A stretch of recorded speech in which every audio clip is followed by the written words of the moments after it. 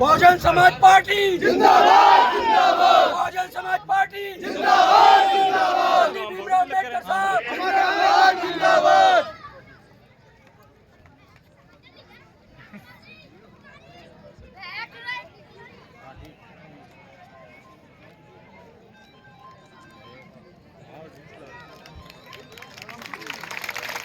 जोर से और जोर से आपके बीच अम्बेडकर जी, भीमराव अम्बेडकर इधर से साहिल जिंदाबाद इधर जब तक सूरज चांद रहेगा, जब तक सूरज चांद रहेगा,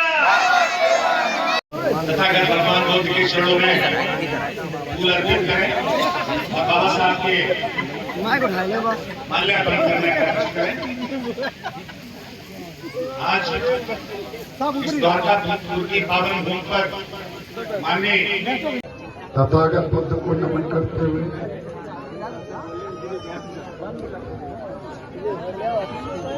शिक्षा के जनक महात्मा ज्योतिराव फुले जी, जिनका आज जन्मदिन जयंती दिवस भी है, उनके चरणों में श्रद्धा सुमन समर्पित करते हुए भारत में आरक्षण के जनक छत्रपति साहू जी महाराज के चरणों में श्रद्धा सुमन समर्पित करते हुए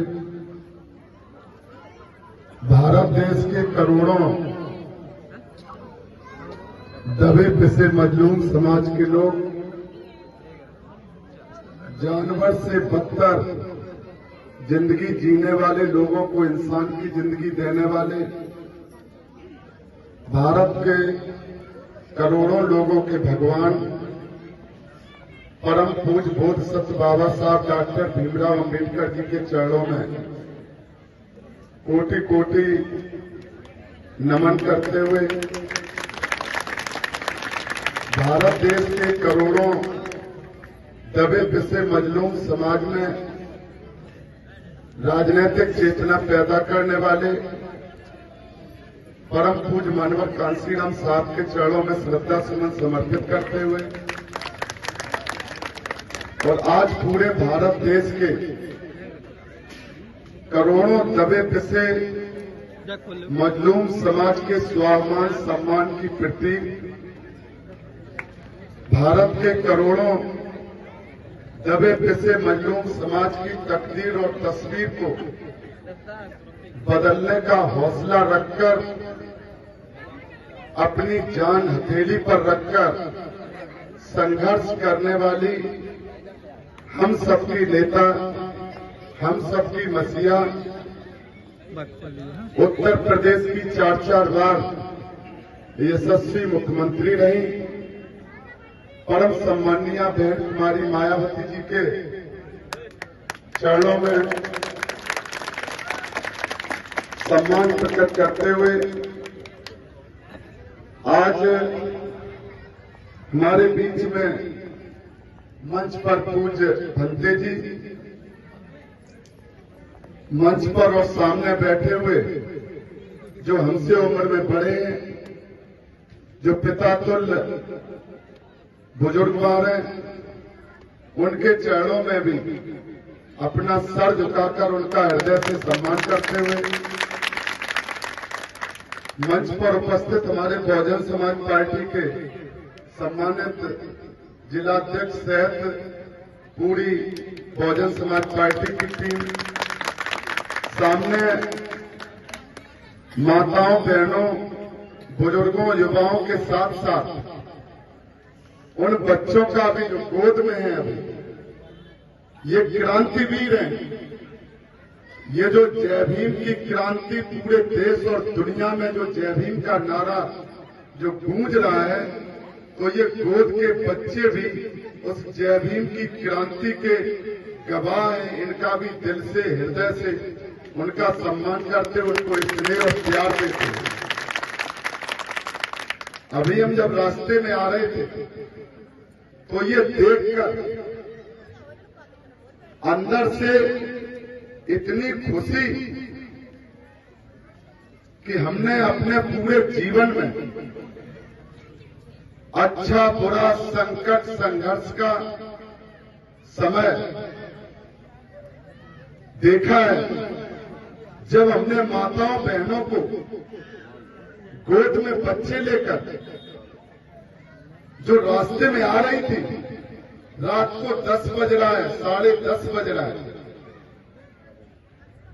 तो मेरे मन में ये बात, दिल में ये बात पक्की हो गई कि आज जिस तरह से पूरी दुनिया में, पूरे ब्रह्मांड में, पूरी दुनिया में एक नारा जो जोर से पूरी दुनिया के लोग जो नारा सर चढ़कर बोल रहा है, वो नारा जय भीम का नारा है। जय भीम। अभी तो कुछ नहीं समझ में आया। जय भीम, जय भीम। अभी भी समझ में नहीं आया। इतनी ताकत। और ये जय भीम का नारा नहीं है, ये क्रांति का नारा है, ये परिवर्तन का नारा है, ये स्वाभिमान का नारा है, ये गुलामों का नारा नहीं है, ये अम्बेडकरवादियों का नारा है जो अपनी जान की बाजी लगाकर जय भीम का नारा बोलते इसको बुलंद करते। ये नारा साधारण नहीं है। इसके लिए लोगों ने गाली खाई, इसके लिए लोगों ने लाठी खाई, इसके लिए लोगों ने गोली खाई। आज तो जय भीम का नारा वो भी बोलते हैं जो जय भीम का नारा बोलने के लिए रोकते थे, जो जय भीम का नारा बोलने वालों के ऊपर लाठियां बरसाते थे, जो जय भीम का नारा बोलने वालों के ऊपर गोली चलाते थे। आज ये जय भीम के नारे की ताकत है कि आज दुश्मन भी जय भीम का नारा लगाकर अपने को स्वाभिमान सम्मान दिए। ये आपकी जीत है। लोग कहते कैसे कॉपी जांचते, अपनी कॉपी खुद जांच लो। परम पूज्य बाबा साहब डॉक्टर भीमराव अंबेडकर जी इस धरती के ऐसे महापुरुष हैं जिन्होंने अपने जीवन में सबसे ज्यादा कष्ट, सबसे ज्यादा अपमान, इस धरती पर जितने भी महापुरुष पैदा हुए, भगवान पैदा हुए, उन सभी ने अपने पूरे जीवन में जितने कष्ट और अपमान सहे होंगे, उन सबका कष्ट और अपमान एक तराजू में रख दो और परम पूज्य बाबा साहब डॉक्टर भीमराव अंबेडकर जी के कष्ट और अपमान एक तराजू में रख दो, तो परम पूज्य बाबा साहब डॉक्टर भीमराव अंबेडकर जी के कष्ट और अपमान सभी महापुरुष और भगवानों के कष्ट और अपमान से कम पड़ जाएंगे। इतने कष्ट और अपमान हमारे आपके भगवान हैं। ये कोई साधारण बात नहीं है। आप लोग आते तो बुद्ध कथा सुनने हो, आप सोचते कि ये कथा है। ये कथा नहीं है, ये संघर्षों की गाथा है, ये क्रांति वीरों के कुर्बानी की गाथाएं हैं जिन्होंने अपना खून बहाकर, पसीना नहीं, जिन्होंने अपना खून बहाकर जो आपको स्वाभिमान सम्मान की जिंदगी दी है, उनके कर्ज को अदा करने के लिए जो आप लोग इकट्ठा होते हो, हम आपको भी लाख लाख बार नमन करते हैं। कुछ बातें ऐसी हैं जो जानते तो आप सब हो, हमसे ज्यादा आप लोग जानते हैं, लेकिन कभी कभी जब समय आता है, जब आपकी परीक्षा की घड़ी आती है, परम पूज्य बाबा साहब डॉक्टर भीमराव अंबेडकर जी जिन्होंने अपना पूरा जीवन त्याग और बलिदान करके, जिन्होंने 4-4 बच्चों की कुर्बानी देकर अपने बच्चों का जिगर का टुकड़ा। सोचो इस बात को। आदमी का जीवन का सबसे ज्यादा प्यारा क्या होता है? आदमी अपने को मरना कबूल कर लेता है। माँ का सबसे ज्यादा प्यारा क्या होता है? माँ अपने को, कुछ माताएं तो बच्चे को जन्म देने के समय दुनिया से चली जाती है, लेकिन वो बच्चे के लिए जान दे देती है। उनके मन में रहता है कि हमारी जिंदगी बेशक चली जाए, हम कुर्बानी दे देंगे, अपने बेटे के लिए कुर्बानी दे देंगे। और कहा परम पूज्य बाबा साहब जो हमारे आपके भगवान हैं, कहा माता रमाबाई अंबेडकर जिन्होंने अपने जिगर के टुकड़ों को परम पूज्य बाबा साहब गोलमेज कॉन्फ्रेंस में लंदन जाने को तैयार, उधर उनका बेटा माता रमाबाई अंबेडकर की गोद में, वो जिंदगी मौत के बीच में परम पूज्य बाबा साहब ने देखा कि ये बेटा थोड़ी देर बाद दुनिया से चला जाएगा, लेकिन एक तरफ ये देख रहे थे कि अगर हम लंदन जाने के लिए जो जहाज जाने वाला है, अगर हम उससे ना गए तो बेटे को तो नहीं बचा पाएंगे, लेकिन अगर हम लंदन गोलमेज कॉन्फ्रेंस में ना पहुंचे तो जो भारत के करोड़ों बेटे हैं जिनके अधिकारों की लड़ाई हमें वहां लड़नी है, उन बेटों का क्या होगा? अपने बेटे की कुर्बानी दे दी, लेकिन आपके भगवान ने जब तक ये धरती रहेगी और जितने बेटे पैदा होंगे उनके सम्मान सम्मान की जिंदगी देकर परम पूज्य बाबा साहब डॉक्टर भीमराव अंबेडकर जी दुनिया से चले गए। उनका कर्ज क्या एक जन्म तो क्या 100 जन्मों में हम लोग बता सकते। कुछ कर्ज ऐसे होते हैं जो कभी उतारे नहीं जा सकते, कुछ कर्ज ऐसे होते हैं और कुछ फर्ज ऐसे होते हैं जो कभी उतारे नहीं जा सकते। तो आपके भगवान का कर्ज ऐसा है जिसको हम लोग उतार नहीं सकते। परम पूज्य बाबा साहब डॉक्टर भीमराव अंबेडकर जी के कर्ज इतने बड़े हैं कि जिनको हम लोग उतार नहीं सकते। इसीलिए नारा दिया जाता कि जब तक सूरज चांद रहेगा मेरा नाम रहेगा, जब तक सूरज चांद रहेगा मेरा नाम रहेगा। ऐसे तो कुछ समझ में ही नहीं आ रहा, लग रहा कि अभी भी बाबा साहब के बारे में जानना है। आप लोगों को अपने भगवान के प्रति, हमारे अभी मंच पर जो हमारे कथा बौद्ध कथा के जो वाचक हैं वो बोल रहे थे, आपको बता रहे थे महापुरुषों के बारे में, लेकिन आपके अंदर से वो क्रांति की ज्वाला वो धड़क नहीं रही है। जब पता चल जाएगा कि महापुरुषों का हमारे ऊपर कर्ज कितना बड़ा है, तब आपके अंदर से क्रांति की ज्वाला धड़केगी।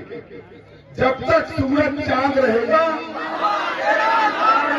जब तक सूरज चांद रहेगा, जब तक सूरज चांद रहेगा, परम पूज्य बाबा साहब ने हमें आपको क्या दिया? हमें आपको भारत का संविधान दिया। संविधान में हमारे अधिकार दिए और उन अधिकारों को परम पूज्य बाबा साहब ने संविधान देकर उनसे पूछा कि बाबा साहब जब आप दुनिया में नहीं रहेंगे तो इनकी रक्षा कौन करेगा? तो परम पूज्य बाबा साहब ने क्या कहा? परम पूज्य बाबा साहब ने कहा कि हमारे दुनिया से जाने के बाद भी जब तक भारत का संविधान रहेगा तब तक समझ लेना कि डॉक्टर भीमराव अंबेडकर जिंदा है, इनका कोई बाल बाका नहीं कर सकता। आज संविधान जिंदा है तो परम पूज्य बाबा साहब जिंदा है। इसीलिए दूसरा नारा क्या लगता है कि जिसको यहां लगाया गया कि नहीं लगाया गया तो सीख लो, कि जैसे ही हम लोग बोलते कि जब तक सूरज चांद रहेगा बाबा साहब का नाम रहेगा, उसी के साथ जब तक सूरज चांद रहेगा भारत का संविधान रहेगा।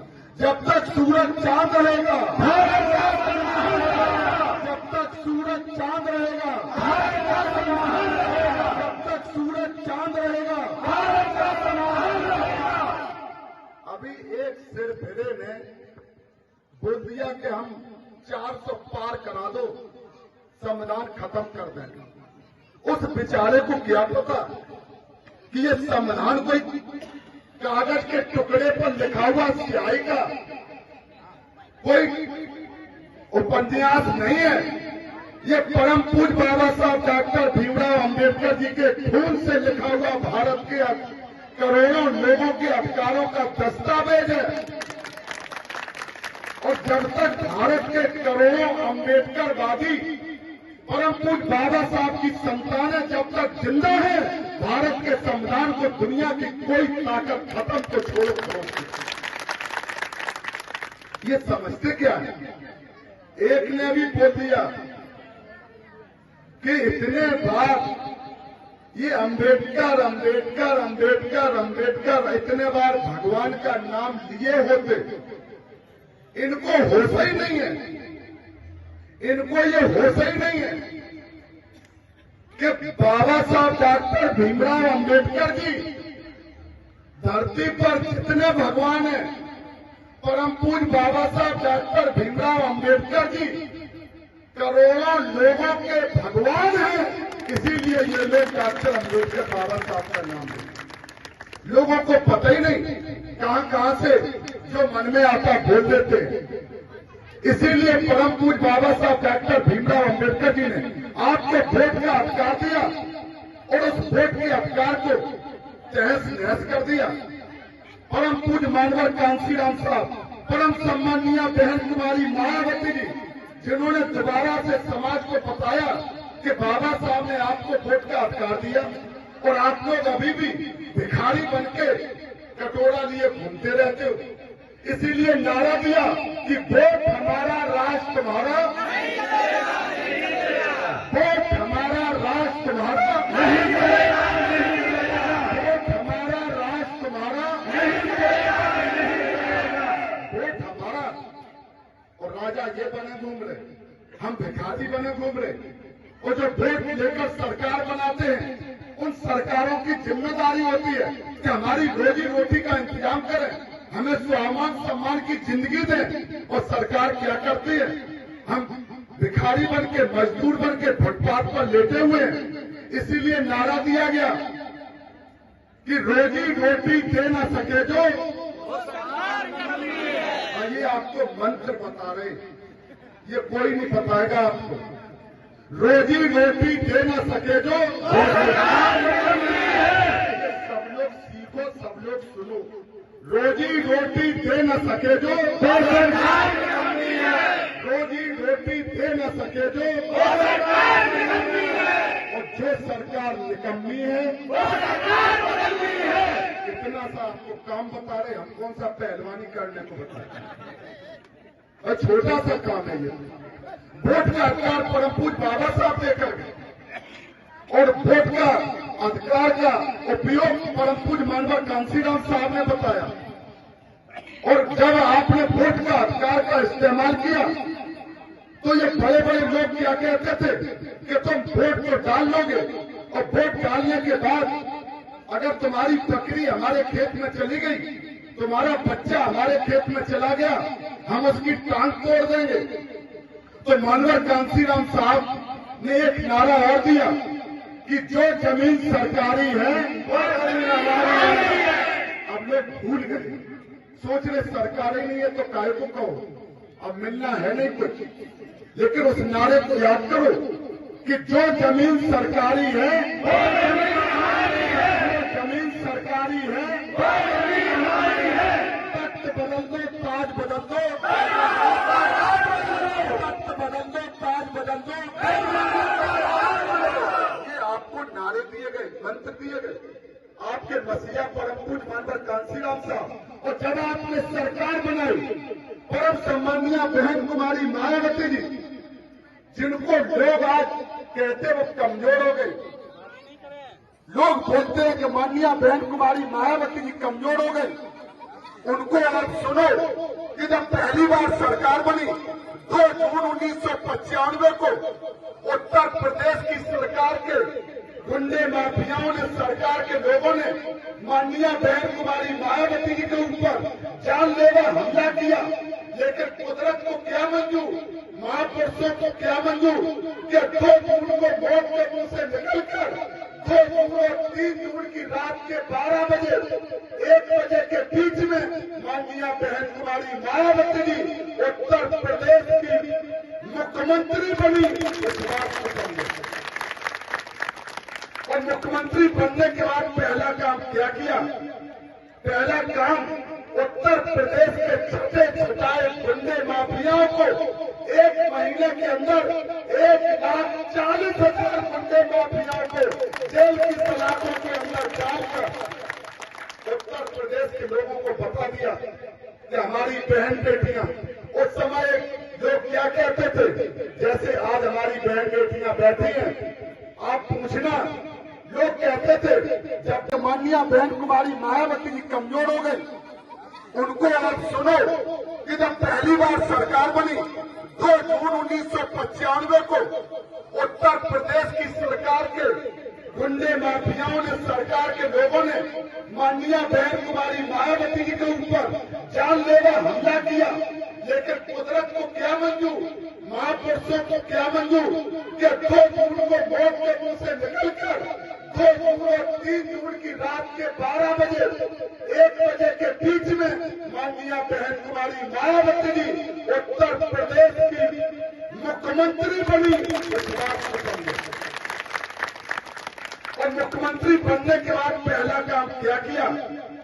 पहला काम उत्तर प्रदेश के छठे छटाए गुंडे माफियाओं को 1 महीने के अंदर 1,40,000 गुंडे माफियाओं को जेल की सलाखों के अंदर डालकर उत्तर प्रदेश के लोगों को बता दिया कि हमारी बहन बेटियां, उस समय लोग क्या कहते थे, जैसे आज हमारी बहन बेटियां बैठी हैं, आप पूछना, लोग कहते थे जब भी हमारी बहन बेटी गांव में तेज तर्रार बात करती थी तो लोग कहते थे ये बहन मायावती जी बन रही।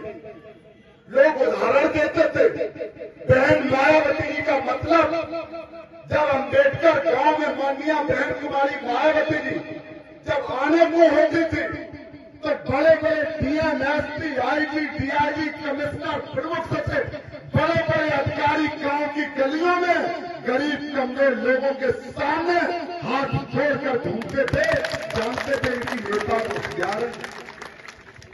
इसलिए आप लोग इन बातों को याद करो, आपको अपने संघर्ष को याद करना है। जब लाल रंग वाले, भगवा रंग वाले जब आपको तोड़ नहीं पाए, 4-4 बार 17.5 साल बाद उत्तर प्रदेश में 2007 में जो लोग कहते थे कि माननीय बहन कुमारी मायावती जी पूर्ण बहुमत की सरकार कैसे बनाएगी, लेकिन उत्तर प्रदेश में 17.5 साल बाद 2007 में सर्व समाज के लोगों ने भाईचारा बनाकर माननीय बहन जी को पूर्ण बहुमत का मुख्यमंत्री बनाया। 5 साल तक उत्तर प्रदेश में सर्वजन हिताय सर्वजन सुखाय की सरकार चली। आपके बाद आपके भाईचारे को तहस नहस कर दिया और जब बहुजन समाज पार्टी को कमजोर किया, ये नीला वाला, ये भी आपका बहुत प्यारा बने, जान बसती है। भारत के करोड़ों अम्बेडकरवादियों की जान काय में बसती है। परम पूज्य बाबा साहब के नाम में, परम पूज्य बाबा साहब के नीले रंग में, परम पूज्य बाबा साहब के संविधान में भारत के करोड़ों लोगों की जान बसती है। तो इन लोगों ने क्या सोचा कि इनके बीच में नीले वाले भेजो, नीला पट्टा डाल के आएंगे और जय भीम भी बोलेंगे। आप कहोगे ये तो हमारे भाई हैं, क्योंकि नीला पट्टा भी डाले, हमारा नीला रंग है, हमारे भगवान की जय जयकार कर रहे, जय भीम बोल रहे, तब तो ये हमारे सगे भाई हैं। और इसके बाद जो परम पूज्य बाबा साहब ने पार्टी बनाई थी, परम पूज्य बाबा साहब की पार्टी जिसका झंडा नीला था, जिसका चुनाव चिन्ह हाथी था, इसीलिए परम पूज्य मानवर कांसीराम साहब ने भी बहुजन समाज पार्टी बनाई। उसका झंडा नीला था, उसका चुनाव चिन्ह हाथी था, इसीलिए नारा दिया था कि बीएसपी की क्या पहचान, नीला झंडा हाथ उठाओ। बीएसपी की क्या पहचान, नीला झंडा हाथ उठाओ। बीएसपी की क्या पहचान, नीला झंडा हाथ उठाओ। अब नीले वाले में घुस गए, कहा कि नीला डाल के चलो। अगर आप नीला डाल के जाओगे तो ये हमें दिल से लगाएंगे, गले से लगाएंगे। और वो नीला डालकर और वो जय भीम बोलकर समाज को बांटने का काम किए। और कहते क्या है कि माननीय बहन जी कमजोर हो गई। आप लोग बताओ ईमानदारी से, हम आपके बीच में ये जरूर पूछना चाहेंगे। हमारी माताएं बहनें भी बैठी हैं, यहाँ बुजुर्ग भी बैठे हैं, पूरा समाज बैठा है। आप इस बात को बताओ, किसी की बहन बेटी माननीय बहन कुमारी मायावती जी ने 19 साल की उम्र में जब उनके घर पर मानवर कांसीराम साहब गए और जब उनसे पूछा कि आप क्या करेंगे, माननीय बहन जी ने कहा हम आईएएस बन के समाज की सेवा करेंगे। उनके मानवर कांसीराम साहब ने कहा अरे आईएएस क्या समाज की सेवा करेगा।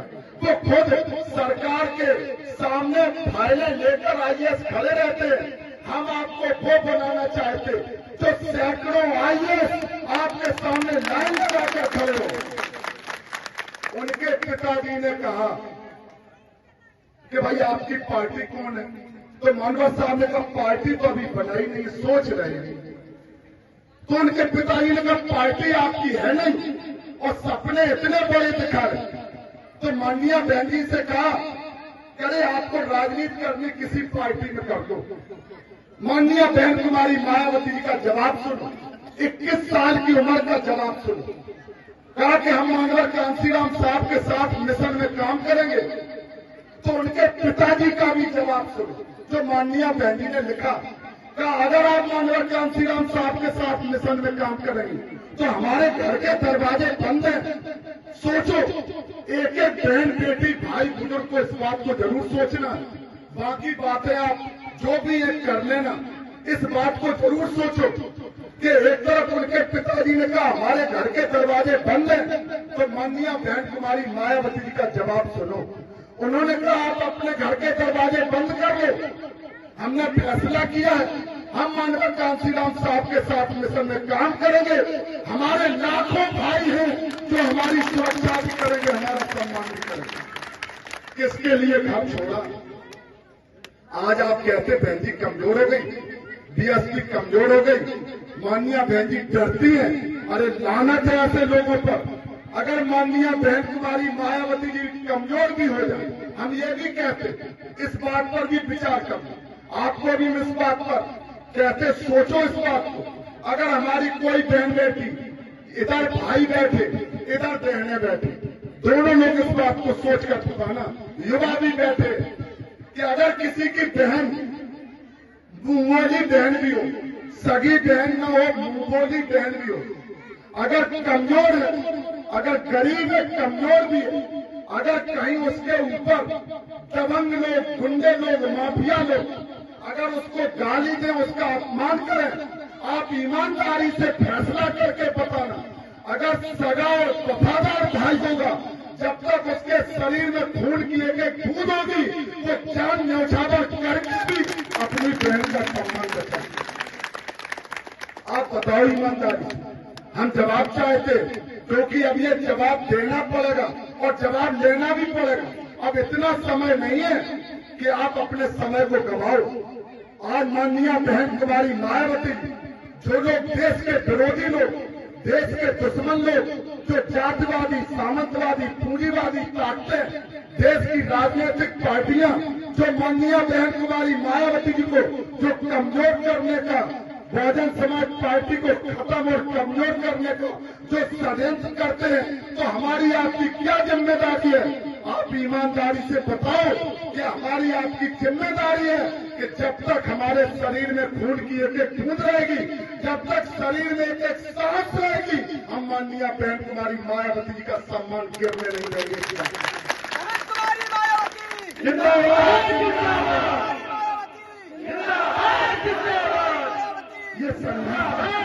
ये संघर्ष करो, ये संघर्ष का समय है। इसमें तुम संघर्ष करो, हम तुम्हारे साथ हैं। इसमें आपको फैसले लेने पड़ेंगे, ये आपकी जिम्मेदारी है, क्योंकि आज समय है, आज संघर्ष का और फैसले लेने का समय है। इसलिए आज पूरे देश में माननीय बहन कुमारी मायावती की एक बात समझो, हम लोगों ने परम पूज्य बाबा साहब को खो दिया। हम लोग उस समय नहीं थे, मानवर कांसीराम साहब को खो दिया। उस समय के कुछ साथी यहाँ बैठे, हम नाम लेंगे तो एक एक किसी का छूट जाएगा, तो कोई कहेगा हमारा नाम नहीं लिया। हमारे मंच पर सामने ऐसे ऐसे लोग बैठे हैं जिन्होंने मानवर कांसीराम साहब के साथ अपने साइकिल रैली में पीछे पीछे भूखे प्यासे बेहतर काम किया है। आज उनकी दूसरी पीढ़ी है, आज उनके बेटे हैं। आप ईमानदारी से बताओ, अगर हमारे आपके बेटे अगर मूंछ ऐंठ कर जय भीम बोलते हैं तो उनके पीछे उनके बाप दादाओं का संघर्ष है। इस बात को भूलना नहीं, इस बात को भूल नहीं जाना।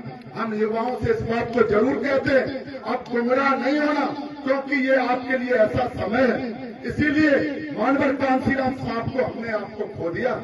मानवर कांसीराम साहब ने 15 दिसंबर 2001 को माननीय बहन कुमारी मायावती को अपना एकमात्र उत्तराधिकारी घोषित किया था और कहा था जब तक हम जिंदा हैं तब तक चिंता नहीं करना।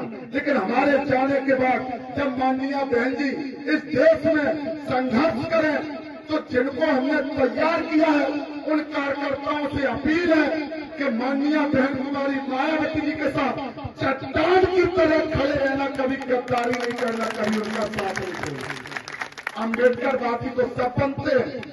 ये इटावा की धरती, औरैया इटावा की धरती, क्योंकि औरैया इटावा 2 जिले नाम लिए जाते। ये पहले इटावा एक जिला था, तब भी औरैया था। ये इटावा औरैया की धरती, ये स्वाभिमानी लोगों की धरती है। अगर हम नाम लेना शुरू करें तो यहाँ स्वाभिमानी लोगों ने स्वाभिमान से जीने के लिए अपनी जान कुर्बान कर दी। यहाँ कभी गुलाम पैदा नहीं हुए, जो इस बात को भी आपको समझना है। विधायक सांसद तो बहुत बनते रहे, ये लड़ाई विधायक सांसद की नहीं है। विधायक सांसद तो आपने कई बनाए, आपने उत्तर प्रदेश में 4-4 बार सरकार बनाई। इसलिए आप लोगों की जो लड़ाई है इस बात को समझो। माननीय बहन कुमारी मायावती हजारों साल नरगिस अपनी बेडूरी पर रोती है, हजारों साल नरगिस अपनी बेडूरी पर रोती है। बड़ी मुश्किल से होता है चमन में दीदावर पैदा। माननीय बहन जी दीदावर है, माननीय बहन जी कोहनूर हीरा है।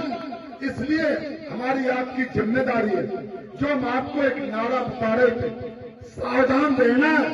इसीलिए ये नारा दिया गया कि जिस नीले गमछे पर हाथी होगा वही हमारा साथी होगा। इसको तो जरूर रखो, ये तो ऐसा मंत्र है कि ये सारे भूत प्रेत आपको भगा देंगे।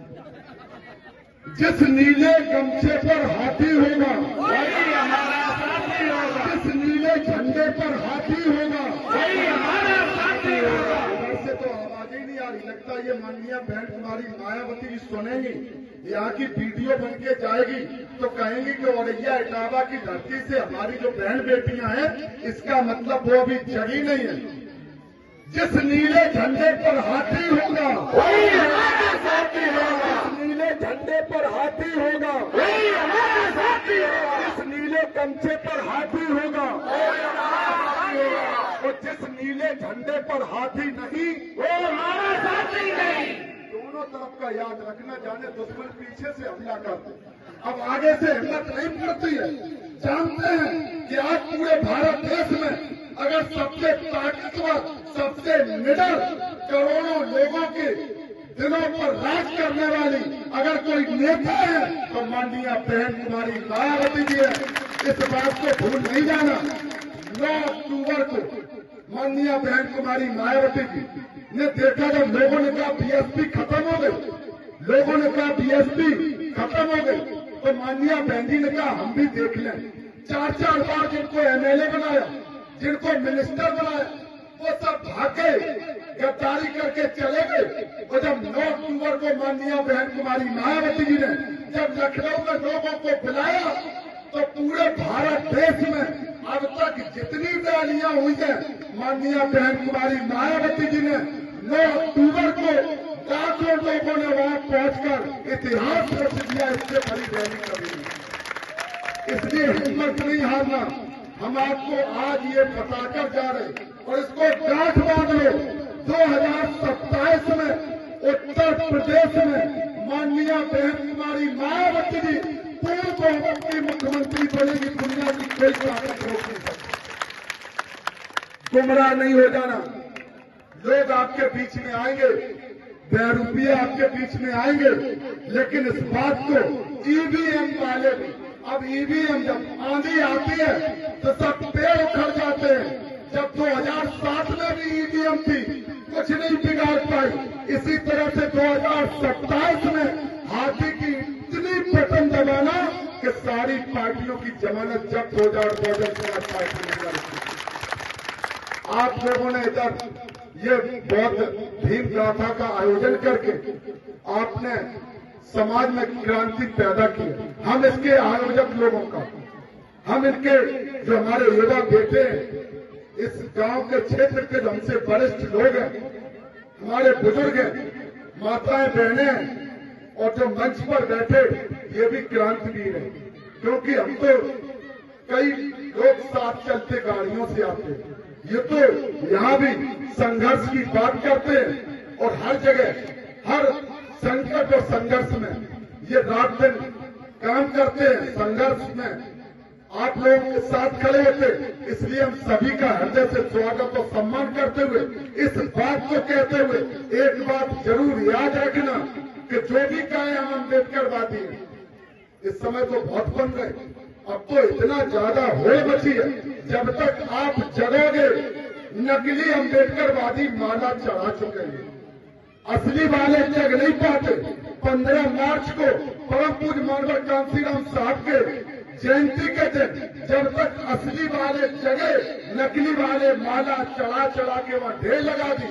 इसी तरह से 14 अप्रैल को भी नकली वाले भी आपके बीच आएंगे, लेकिन आपको इस बात को तय करना है, जो अम्बेडकरवादी होगा वो गुलाम नहीं होगा, जो गुलाम होगा वो कभी अम्बेडकरवादी नहीं हो सकता।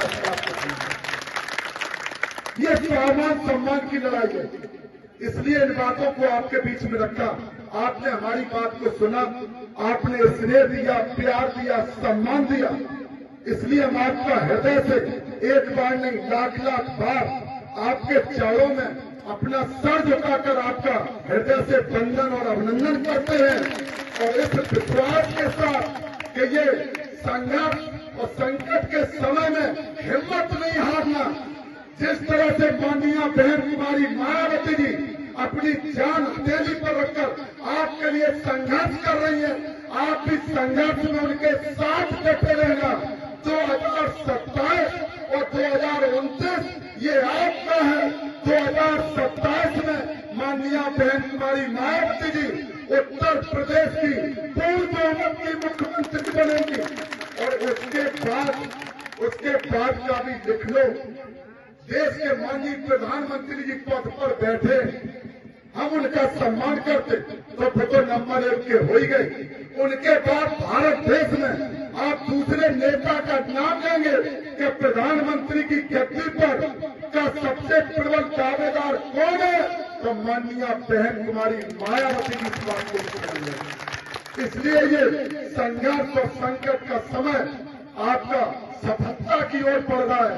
इसलिए आपकी परीक्षा भी कठिन है और आपको हौसले के साथ मनोबल ऊंचा करके अपनी परीक्षा को देना है। आप सभी लोग उपस्थित हुए, आपका स्वागत सम्मान करते हुए हम पुनः 2 नारे आपके बीच लगाएंगे, जिसको हमारे साथ बोलना है। जय भीम, जय भीम, जय भीम, जय भीम, जय भीम, जय भीम। तथागत बुद्ध की दया हो, तथागत बुद्ध की दया हो। और फिर ये वाला और लगा लो जो मंत्र है, जिस नीले गमछे पर हाथी होगा, जिस नीले झंडे पर हाथी होगा, नीले गमछे पर हाथी होगा, जिस नीले झंडे पर हाथी होगा, नीले झंडे पर हाथी नहीं। पर हाथी नहीं, नीले गमछे पर हाथी नहीं। आपका हृदय से बहुत बहुत धन्यवाद करते हुए अपनी बात समाप्त करते हैं। जय भीम, जय भीम।